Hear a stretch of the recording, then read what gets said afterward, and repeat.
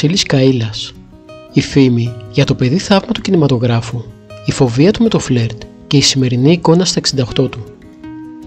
Το να συμμετέχεις σε πάνω από 100 ταινίες ενώ είσαι ακόμα παιδί δεν είναι και απλή υπόθεση. Πολλά ωστόσο έχουν αλλάξει από τα χρόνια του ελληνικού κινηματογράφου και οι ηθοποιοί δεν μένουν οι ίδιοι. Έχει παίξει σε πάνω από 117 ταινίες όταν ήταν παιδί.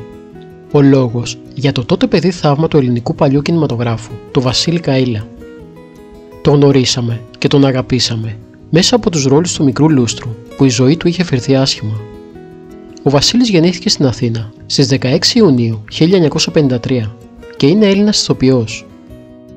Ξεκίνησε την καριέρα του πλάι στην Έλλη Λαμπέτη στην ταινία «Το τελευταίο ψέμα» όταν ήταν 4 χρονών. Πολύ σύντομα καθιερώθηκε σε χαρακτηριστικούς δεύτερους ρόλους αλλά και πρώτους ρόλους. Αργότερα πέρασε στο θέατρο. Το 1985 ήταν ο πρωταγωνιστής της ταινίας «Πύρες πτυχίων».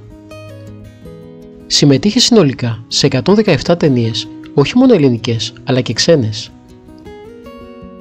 Έμεινε στην ιστορία ως το παιδί θαύμα του ελληνικού κινηματογράφου. Το 2010 ο Βασίλης Καΐλας αποφάσισε να κατέβει σαν υποψήφιος δήμαρχος του Λαγονήσι, ενώ ήταν δημοτικός σύμβουλος. Μεγαλώνοντας, δεν ακολούθησε την καριέρα του ηθοποιού. Το Νοέμβριο του 2013 εξέδωσε το πρώτο βιβλίο του, το οποίο ονόμασε «Ένα παιδί μετράει τα πλάνα». Σε αυτό το βιβλίο ανέλυσε τη ζωή του, αλλά και το έργο και τη συμβολή του στον κινηματογράφο, το θέατρο και την τηλεόραση και μεταφέρει τον αναγνώστη στο χαμένο ρομαντισμό εκείνης της εποχής. Διηγείται ο ίδιος. Η ιστορία του Βασιλάκη ξεκίνησε ξαφνικά, από τη μία στιγμή στην άλλη. Όταν ήμουν 4 ετών το 1957, είχα την τύχη να μένω με τους γονείς μου στην ίδια πολυκατοικία με την Έλλη Λαμπέτη και τον Δημήτρη Χόρν. Μία μέρα, καθώς έπαιζα στην είσοδο της πολυκατοικίας, άνοιξε την πόρτα για να μπει ένας κύριος.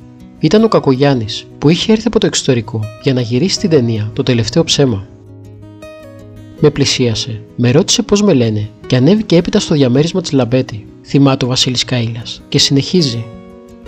Εκεί της είπε ότι συνάντησε στην είσοδο ένα αγοράκι, το οποίο ήθελε να παίξει στην ταινία που ετοίμαζαν. Της είπε ότι ήμουν κάτι ξεχωριστό. Έτσι κατέβηκαν μαζί κάτω, με βρήκαν και πήγαμε στον πατέρα μου για να του μιλήσουν. Τον έπεισαν και έτσι έπαιξα για πρώτη φορά στην ταινία «Το τελευταίο ψέμα». Ήμουν μόλις 4 ετών και δεν καταλάβαινα τι έκανα, είχε δηλώσει ο Βασίλης Καΐλας. Μου έλεγαν θα πεις αυτό με αυτόν τον τρόπο και το έκανα. Και προσθέτει, έπειτα ήρθε ένας μικρός ρόλος, ο ρόλος του μικρού Αργύρη, στο «Η κυρά μας η μαμή» με τη Γεωργία Βασιλιάδου, που κλήθηκε για να με ξεματιάσει, συνεχίζει χαμογελώντας και βυθίζεται στις αναμνήσεις του. Ωραία χρόνια και ανέμελα. Είχα την τιμή να δουλέψω με μεγάλους ηθοποιούς, μεγαθυρία, που δυστυχώς έφυγαν από τη ζωή. Θυμάμαι τα γυρίσματα της ταινίας Μανταλένα, όπου έπαιζε τον αδελφό της Αλίκη Βουγιουκλάκη. Στο νησί τότε δεν υπήρχε ρεύμα. Τα γυρίσματα ήταν εξαντλητικά. Αλλά είχα δίπλα μου ένα μεγάλο κύριο, τον ηθοποιό Παντελή Ζερβό, που έπαιζε τον παπά. Είχε λατρεία με το ψάρεμα και κάθε πρωί πριν από το γύρισμα, ντυνόταν τα ράσα, έβαζε τα γένια και πηγαίναμε μαζί για ψάρεμα μέχρι να έρθει η ώρα μας. Ντυνόταν για να είναι έτοιμος. Ψαρεύαμε με κλωστή και παραμάνα. Έπειτα ήρθε η ταινία που έγινε πολύ γνωστός, ο Λουστράκος. Τότε ήμουν 7 ετών και θυμάμαι ακόμη και σήμερα τα απαιτητικά και κουραστικά γυρίσματα. Πώς είναι σήμερα ο Βασίλης Καΐλας? Έγινα γνωστός και οι άνθρωποι με αναγνώριζαν. Εγώ δεν ήθελα δημοσιότητα. Ήμουν μικρό παιδί. Δεν μπορούσα να διαχειριστώ όλα αυτά που γίνονταν. Ήθελα την ησυχία μου. Με έβλεπαν στο δρόμο με τους γονείς μου και έλεγαν: «Κοίτα, ο κακόμοιρος ο Βασίλης». Ο κόσμος τότε πίναγε. Μιλάμε για φτώχεια. Και σε κάθε ταινία ταυτιζόταν και με ένα ηθοποιό, λέει και συνεχίζει. Τότε η κλάψα ήταν ο καθρέφτης της κοινωνίας. Έβλεπαν στην ταινία το φτωχό αγόρι, το Βασιλάκι, να δουλεύει λουστράκος για ένα πιάτο φαΐ και τον αγώνα του να σπουδάσει για να γίνει γιατρός, και έπαιρναν παράδειγμα για να κάνουν το ίδιο. Μάλιστα, όπως μας αποκάλυψε, πριν από μερικά χρόνια όταν πήγε στο σχολείο της κόρης του για να ρωτήσει τον καθηγητή της πώς πάει στα μαθήματα, με έκπληξη, άκουσε να του λέει ότι έγινε καθηγητής χάρη σε αυτή την ταινία. Απίστευτο και όμως αληθινό. Πήρε κουράγιο από την ταινία, πάλεψε και τα κατάφερε. Σήμερα όμως πια δεν ξέρω αν υπάρχει καθρέφτης. Όλα είναι πλέον διαφορετικά. Τότε υπήρχε αγάπη μεταξύ των ανθρώπων. Τους ένωνε ο αγώνας για ένα καλύτερο αύριο, μια καλύτερη ζωή. Σκέφτηκα τότε να φύγω μετά από παρότρινση του θείου μου και να πάω στην Ελβετία, όπου θα μάθαινα τη δουλειά του ορολογοποιού και θα αναλάμβανα έπειτα το μαγαζί του. Το είπα στον πατέρα μου και τότε εκείνος μου είπε να κάνω ό,τι θέλω, αλλά προτού αποφασίσω να ανέβω στο πατάρι και να πετάξω όλο το υλικό που είχε μαζέψει εκείνος από την καριέρα μου. «Εγώ, παιδί μου, δεν μπορώ να το κάνω. Αν θέλεις, πέταξε τα εσύ», μου είπε, και τρελάθηκα. Έτσι αποφάσισα να συνεχίσω. Ο ηθοποιός μοιράζεται συχνά φωτογραφίες στα social media με την οικογένειά του και δεν κρύβει πως έχει μεγάλη αδυναμία στη μονάκριβη κόρη του, τη Μαριαλένα, από την οποία έχει και εγγονάκι.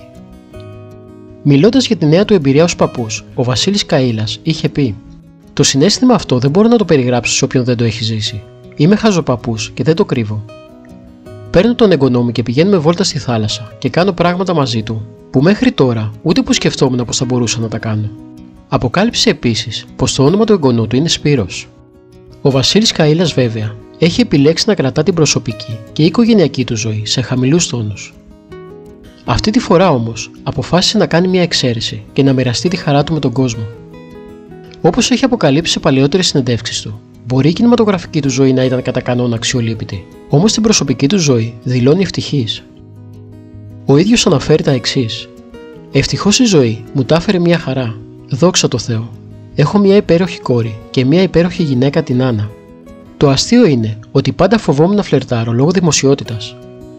Πίστευα ότι οι γυναίκες δεν γνωρίζουν τον Βασίλη Καΐλα, αλλά το βασιλάκι των ταινιών. Ευτυχώς η γυναίκα μου δεν ήξερε τι δουλειά έκανα, καθώς δεν έβλεπε ταινίες. Όταν το κατάλαβε ήταν αργά. Την είχε πατήσει», αναφέρει και χαριτολογεί. Αν σας άρεσε το βίντεο, μην ξεχάσετε να εγγραφείτε στο κανάλι μας και να μας πείτε στα σχόλια εάν το σημερινό βίντεό μας σας ταξίδεψε σε εκείνες τις όμορφες εποχές του χρυσού ελληνικού κινηματογράφου.